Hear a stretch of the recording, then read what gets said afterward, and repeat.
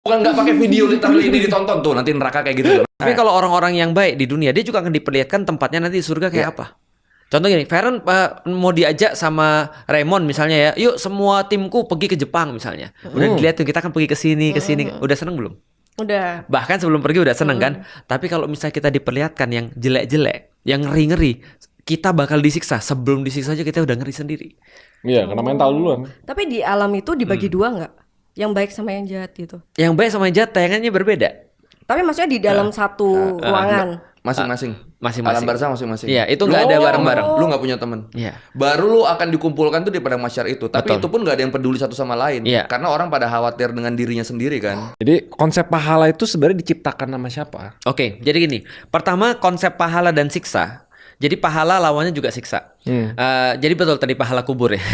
Pahala kubur. Ya, jadi pahala sama siksa itu adalah sebuah konsep yang saling melengkapi. Karena kenapa? Karena gini. Menurutku konsekuensi daripada segala sesuatu yang ketidakadilan di dunia injustice kita pernah bahas adalah ada hereafter. Kan kita udah bahas escape from injustice ya. Nah, jadi kita bahas ketika escape from injustice bahwasanya injustice di dunia itu nggak semua kebayar di dunia. Maka ketika nggak kebayar di dunia ada konsep kemudian hereafter.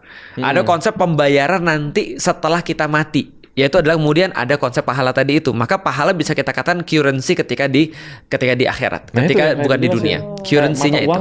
Mata uangnya. Jadi gampangnya gini, kalau ada sesuatu yang kita rasakan nggak enak ketika kita di dunia dan kita lakukan itu karena kebaikan, itu langsung di-convert jadi currency-nya di akhirat. Pahala itu. Contoh misalnya ya, kita lagi puasa nih sekarang.